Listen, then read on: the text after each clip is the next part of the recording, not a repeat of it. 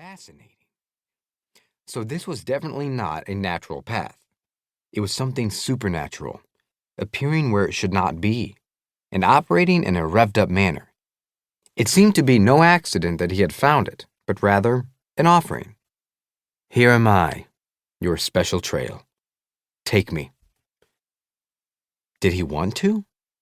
Tod was bored with his life, but not foolish. He had no idea where the trail led. Did he really want to risk it? It could be dangerous, luring him in and conveying him to some soul-eating monster, or to some marvelous fantasy fairyland where his fondest dreams would come true. It was surely a considerable gamble, either way. He would have to think about this. Well, no time like the present. He stood there and brought out his ocarina. Music loosened his mind, enabling him to perceive alternate perspectives. He played a simple melody, serenading the limited landscape. Would his music make it fade? It did not. The outline of the path seemed to intensify, and the foliage brightened, seeming almost to orient the leaves to better receive the tune. Maybe he was just imagining it, but this seemed like genuine appreciation. This trail liked his playing. Or more likely, he was so eager for applause that his eye conjured reactions that were not there. That way lay insanity.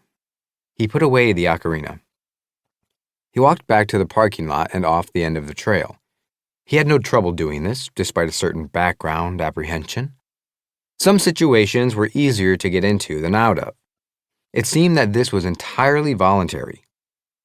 Tod drove home, and there was the trail leading up to his house. It was definitely courting him. He pondered for an hour before recognizing that he was hooked. The trail was a puzzle. Where did it lead? Why was it offering itself to him? Did it really like his simple music? Tod was good at puzzles and did them constantly in his off hours. There were hardly any he did not eventually solve. He would be unable to rest until he solved this one. He also liked nature, and that forest was nature. The way the trail changed, there was surely something else beyond the forest. He wanted to see it. He could not be sure how long it would wait for him. If he delayed too long, it might fade out and his chance would be forever lost. The weekend was coming up.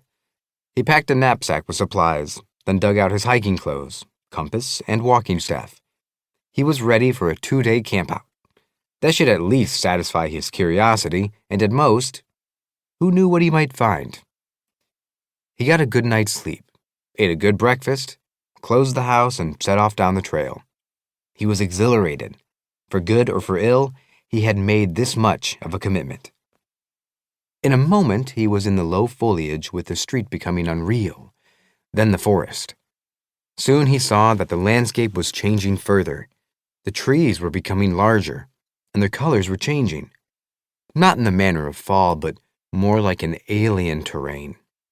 Some of the trunks were green, some blue, and the leaves ranged from black and white to rainbow hues. This was no longer anything local. Yet the air was good, and the gravity normal, and the temperature was perfect for light exercise. He liked this environment very well so far. Still, there had to be a kicker. What was it? He came to a stream that crossed the trail. It came from somewhere in the forest and returned there, with some moss on its banks and small fish darting around. There was no bridge, so he took off his hiking boots and socks and waded through it. The water was cold, but not uncomfortably so. He paused to scoop out a handful and taste it. Clear and potable. No pollution. This was definitely a pristine realm.